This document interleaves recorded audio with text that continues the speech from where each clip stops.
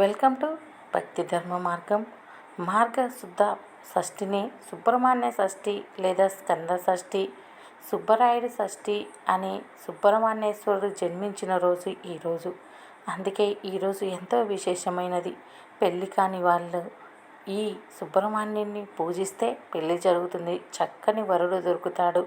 అలాగే సంతానం లేని వాళ్ళు కూడా ఈ సుబ్రహ్మణ్యేశ్వర షష్ఠి రోజు ఎవరైతే ఈ సుబ్రహ్మణ్య స్వామిని దర్శించినా లేదా ఈ పండుతో నైవేద్యం పెట్టినా చాలు, ఆ సుబ్రహ్మణ్య అనుగ్రహంతో వారికి సంతాన భాగ్యం కలుగుతుంది.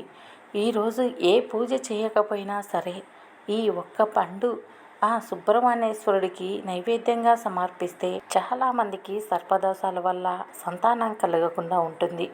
ఎంతటి సర్పదోషాలైనా కాలసర్పదోషాలైనా తొలగిపోతాయి. ఆ సుబ్రహ్మణ్యేశ్వరుడి దయ మీ అందు ఉంటుంది. ఈరోజు ఎక్కడైనా సుబ్రహ్మణ్యేశ్వర స్వామి దేవాలయాలు ఉంటే అక్కడికి వెళ్ళి దర్శించి ఆయనకి ఈ పండు నైవేద్యంగా సమర్పిస్తే చాలు.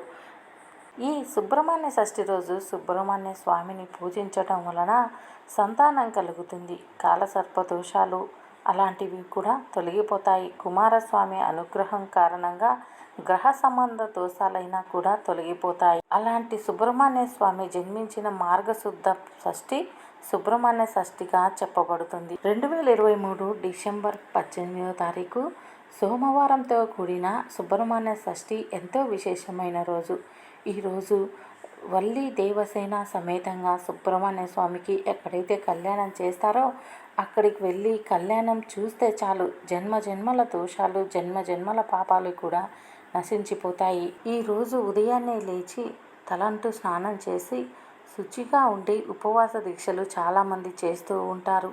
ఇలా ఉపవాస దీక్షలు చేసేవాళ్ళు చేపట్టే వాళ్ళు నువ్వుల నూనెతో దీపారాధన చేయాలి. పూజా మందిరంలో గల సుబ్రహ్మణ్య స్వామికి పంచామృతంతో అభిషేకం చేయాలి. మీ ఇంట్లో సుబ్రహ్మణ్యేశ్వర స్వామి విగ్రహం ఉన్న ఫోటో ఉన్న పంచామృతంతో ఫోటోకైతే ప్రోక్షణ చేయాలి, లేదా విగ్రహానికైతే పంచామృతంతో అభిషేకం చేయాలి. మీ దగ్గరలో సుబ్రహ్మణ్యేశ్వర స్వామి గుడి ఉంటే అక్కడికి వెళ్ళి సుబ్రహ్మణ్యేశ్వరుని దర్శనం చేసుకొని పాలు పండ్లు ఇలా అన్నీ ప్రసాదంగా నైవేద్యం ఇస్తారు. చాలామంది వారు మొక్కిన మొక్కులు తీరుతుంటే మొక్కుబళ్ళు కూడా చెల్లించుకుంటూ ఉంటారు.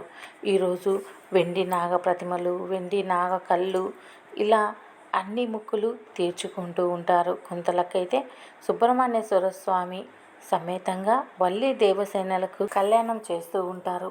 ఈ సుబ్రహ్మణ్య షష్ఠి రోజు మీ దగ్గరలో ఎక్కడైనా సుబ్రహ్మణ్యేశ్వరు వల్లి దేవసేన సమేతంగా సుబ్రహ్మణ్యేశ్వరుడికి కళ్యాణం చేస్తూ ఉంటే అది చూసినా చాలు, కాలసర్ప దోషాలు నాగదోషాలు అటువంటివన్నీ తొలగి సంతాన భాగ్యం కలుగుతుంది. సుబ్రహ్మణ్యేశ్వరుడు ఎంతో మహిమ గల దేవుడు. అందులోనూ మార్గశీర్ష మాసంలో వచ్చే ఈ షష్ఠి ఎంతో విశేషమైన షష్ఠి.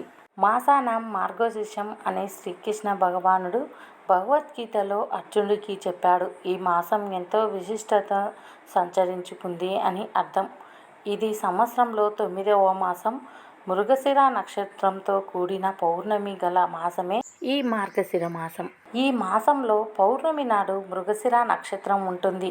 అందుకే మార్గశిర మాసం అని. శుక్ల షష్ఠి నాడు సుబ్రహ్మణ్యేశ్వర షష్ఠి, సుబ్రహ్మణ్యేశ్వర స్వామి జననం జరిగింది. తారకాసుడు అనే రాక్షసుని సంహరించడం కోసం దేవతల కోరిక మేరకు పరమశివుని అంశతో మార్గశుద్ధ షష్ఠి నాడు సుబ్రహ్మణ్యేశ్వర స్వామి జన్మించాడు. ఈ మార్గశుద్ధ షష్ఠిని సుబ్రహ్మణ్య షష్ఠి, స్కంద షష్ఠి, సుబ్రహ్మణ్యేశ్వర షష్ఠి అని వివిధ రకాల పేర్లతో పిలుస్తూ ఉంటారు. అయితే ఈ సుబ్రహ్మణ్య షష్ఠి రోజు ప్రతి ఒక్కరూ ఆ సుబ్రహ్మణ్యేశ్వరుని పూజ చేసుకొని సంతాన భాగ్యం పొందుతారని పండితులు చెప్తున్నారు. అలాంటి సుబ్రహ్మణ్య స్వామి జన్మించిన మార్గశుద్ధ షష్ఠి సుబ్రహ్మణ్య షష్ఠిగా చెప్పబడుతుంది. ఈ నెల 18వ తారీఖు సుబ్రహ్మణ్య షష్ఠి. ఆ రోజు సుబ్రహ్మణ్య స్వామిని పూజించటం వలన ఆయన అనుగ్రహంతో పాటు పార్వతీ పరమేశ్వరుల కరుణా కటాక్షాలు కూడా లభిస్తాయని పండితులు చెబుతున్నారు. ఇంతకీ సుబ్రహ్మణ్య షష్ఠి రోజు ఈ ఫలం సమర్పిస్తే చాలు, మీరు అనుకున్న కార్యాలు జరుగుతాయి. ఆ సుబ్రహ్మణ్యేశ్వరి అనుగ్రహం కూడా మీకు లభిస్తుంది. ఈరోజు ఎవరైతే సుబ్రహ్మణ్యేశ్వరుడికి ఈ పండు సమర్పిస్తే వాళ్ళకి సకల సుఖాలు కలుగుతాయి. ఈ షష్ఠి రోజు ఎంతో విశేషమైన రోజు. ఈరోజు ఆ సుబ్రహ్మణ్యేశ్వరుని పూజించటం వలన సంతానం లేని వారికి సంతానం, పెళ్లి కాని వారికి పెళ్లి జరుగుతుంది. ఈరోజు ఎంతో విశేషమైన రోజు. ఈరోజు ఈ మంత్రం పఠిస్తే సకల సుఖాలు కలుగుతాయి.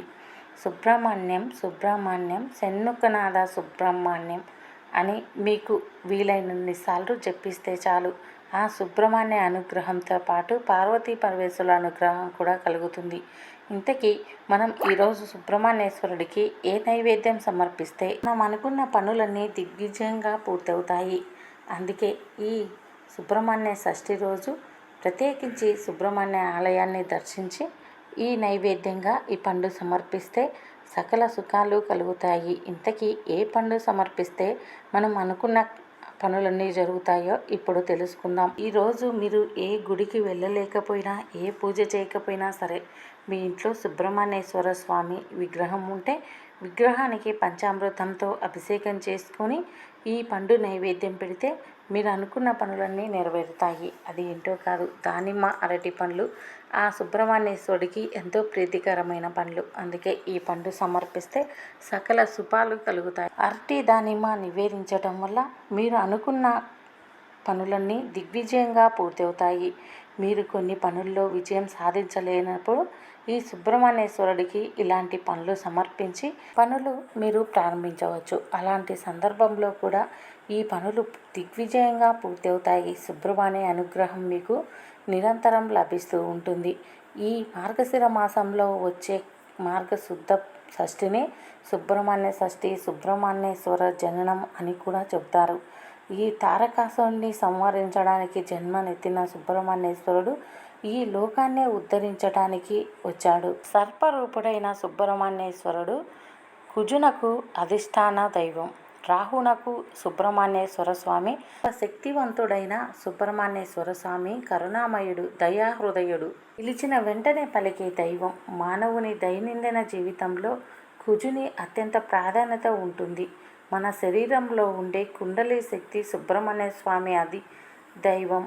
పురుషుల్లో ఉండే శుక్రకణాలు కూడా సుబ్రహ్మణ్య స్వామి కారకుడు. శరీరంలో ఉండే కుండలికి చాలా శక్తి ఉంటుంది. అలాంటి కుండలి స్థానం కూడా సుబ్రహ్మణ్యేశ్వరుడే ఉంటాడు. సుబ్రహ్మణ్య షష్ఠి రోజు ఎవరైతే ఆ సుబ్రహ్మణ్యేశ్వరుని దర్శనం చేసి ఈ పండు నైవేద్యం చేస్తే వాళ్ళు అనుకున్న పనులన్నీ నెరవేరుతాయి. సంతానం లేని వారికి సంతానం, పెళ్లి కాని వారికి పెళ్లి జరుగుతుంది. ఆ సుబ్రహ్మణ్యేశ్వరి అనుగ్రహం కూడా లభిస్తుంది. మేము చేసే వీడియోస్ మీకు నోటిఫికేషన్ రావాలంటే సబ్స్క్రైబ్ చేసి పక్కనే ఉన్న bell button all option press చేయండి.